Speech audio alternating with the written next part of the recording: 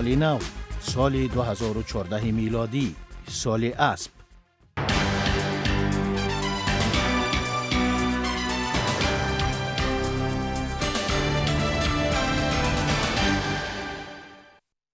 السلام علیکم بینندگان و شنوندگان عزیز. من فکرم به من دخل دارد. بله واقعا سلام و درود به همه آنهایی که در این لحظه ها ما را میبینند و میشنوند. آخرین چشمانداز به سال 2013 سال مار و اولین نگاه به 2014 سال اسب. در برنامه ویژه رادیوی آزادی از دوشنبه همکارم شهلای گلخوجه و از پراگ همکارم سلیم ایوبزاد.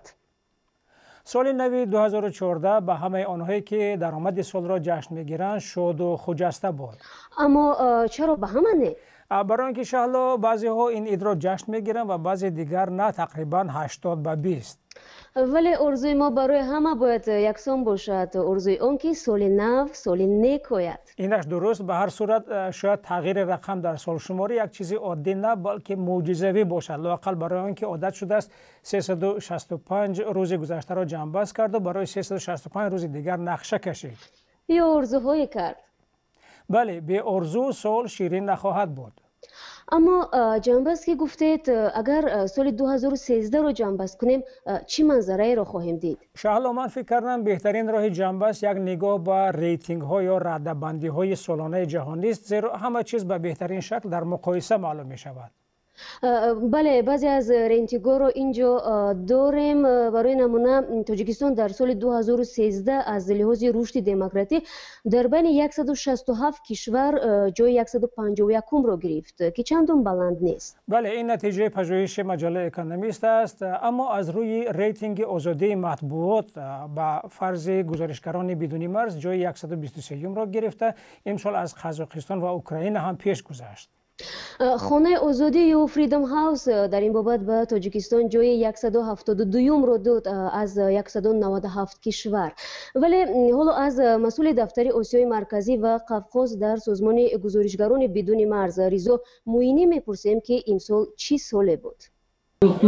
در تاجیکستان علیرغم آنکه تنها یک روزنامه نگار بازداشت شده است، ولی وضعیت مناسب بودن بستگی به شرایط داره. ما در روزهایی که دوره انتخاباتی بود شاهد برخی تضییقات، برخی فشارها به روزنامه نگاران، سانسور کردن و فشارهای غیر مستقیم بودیم. خوب سال آزادی مطبوعات میگیم، اما ظاهرا سال اگر از روی تخمین صحبت ها بگیریم سال محبوسان گفتم ممکن است. تقریبا در همه نظرسنجی ها از جمله نظرسنجی رادیوی آزادی برای نمونه زید سعیدوف شخصیت سال شد که آخر ماه می از سفر خارجی با آنکه میدانست حبس خواهد شد به وطن برگشت. من تنها با گروهی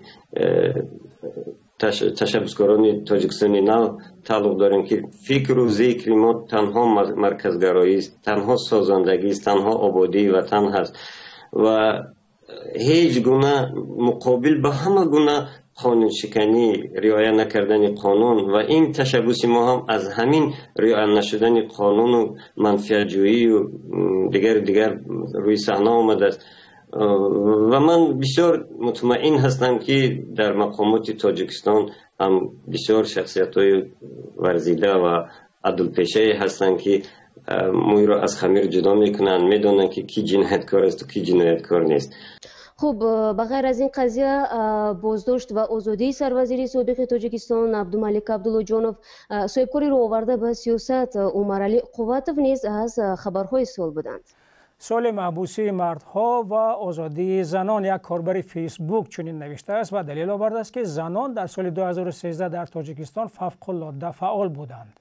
اما من همچون یک نماینده آنها این خبر را تصدیق کردن نمیتوانم. من دلیل دارم. دقیق ترش این همصحبت فیسبوکی ما دلیل ها دارد. مثلا اولین بار در تاریخ تاجیکستان یک زن نامزد ریاست جمهوری نشد. قریب میشد، ولی خودش هم در حیرت ماند که پیشبری یک زن تمام ساختار و نهادها را به حرکت آورد تا از ثبت نامش پیشگیری شود. در حقیقت این حکومت از رقیب می‌ترسید است و از روز اول من اعلام کرده بودم که من مبارزه میبرم. اگر این مبارزه شفاف باشد، اگر جناب رحمان غلبه کند با شفافیت، من اولین شخصی میشوم که او را تبریک میکنم. یک زن اینقدر مردها را ترسانده و لرزانده، باز شعلا میگوید که سال زنان نبوده است. اما اگر اپای اوینی حال اقلا نامزد میشدند شاید گپی شما درست میبود. خب امضای کافی جمع آوری نشد، همینطور گفته می شود، اما بحثی هم به امضای مهاجران رفت می گرفت که تعداد آنها را هر طرف به منفعت خود کم یا زیاد نشان میداد. کمیسیون مرکزی انتخابات اعلام کرد که 86.6% صاحبان حق رای در انتخابات شرکت کردند و 83.6% آنها برای نامزد امامعلی رحمان رای دادند. زبان ناظران بین المللی باز هم نگشت که این انتخابات را آزاد و عادلانه و شفاف نامند. اما آنها برعکس تبلیغات نابرابر و قانون شکنی ها را ذکر کردند. کدام قانون شکنی ها شالو؟ خب آنچه که عیان است حاجت به بیان نیست.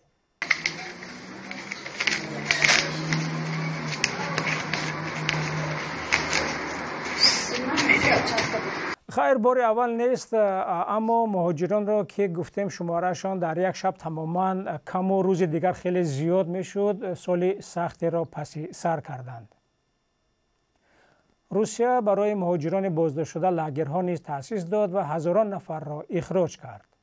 نتیجه سال 90,000 شهروند تاجیکستان از حق ورود به روسیه محروم شدند و برخی از آنها با نام و نسب نو به روسیه سفر میکنند اما بازداشت و اخراج میشوند. این هم در حالی که سال 2013 سال پایگاه حربی 201 روسیه در تاجیکستان بود و مهلتی بود و باشی آن را به 49 سال رساند. شهلا نپرسیدید که چرا سال گسترش آزادی بیان نیز بود در رابطه با انتخابات، تعیین پسر پرزیدنت رستم امامعلی به منصب رئیس گمرک و پیش از این نوارهای توی عروسی و در یوتیوب، پرونده های زید سیدوف و عمرعلی قوتوف، بازگشت شاعر تاجیک بازار صابر از امریکا با دعوت پرزیدنت و رویدادهای دیگر، مطبوعات شبکه‌های اجتماعی را خیلی چرب زبان کردند و مرزهای آزادی بیان را کمی وسیع‌تر بردند. خب در مقابل چهره‌های صنعی از فابریکای به اصلاح جواب ضربه‌های جوابی میزند و گویا یک جنگ اطلاعاتی جریان دارد. خب در این جبهه اولین بار گروه زنان اسیانگر به میدان برآمد. هنوز ماه اپریل در رابطه به رهایی عبدالله جانوف و سپس حمله به ستاد سوسیال دموکرات‌ها و رهبری آنها رحمت الله ظاهرов.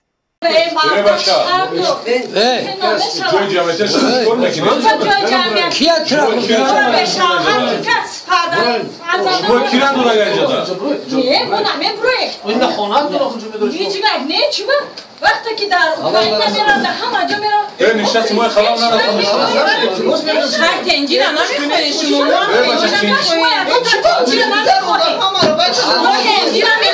تنجیر نمیخوری. خوب، وقتی که من میگویم سال زنان شما میگوید نه، ببینید زنان علاوه به آنچه دیدید، بلاگ اولگا توتوبالینا، حق تلاشی زن در برنامه پوستگوریت، مولای جادوگر، صدمه مرگووری رسول امان الله، بله، به دادگاه رفتن همسر امان الله حکومت الله، افزایش زنان در حیات نوی حکومت بعد از انتخابات. باشد بس نمیکنیم. تاجیکستان یکم و بیش به برابری مرد و زن نزدیکتر می شود، فقط همین. نه، اگر به ریتینگ ها بنگریم، فورم جهانی اقتصادی گفته است در این مورد تاجیکستان در بین 136 کشور جهان در جای 90 است، یعنی نیمه پایانی روی خط. رشد اقتصادی هم ناچیز است. اما در مبارزه با فساد دو زینه بالا رفته، از لحاظ خرسندی اهالی در نیمه بالایی فهرست قرار دارد. خب اگر این برنامه ما و آرزوهای سال نو به این خوشحالی مردم یک ذره هم زم کرده باشه، ما شدیم و در سال اسب جهش اقتصادی، اجتماعی و فرهنگی رو به کشور آرزو میکنیم. سال نو مبارک.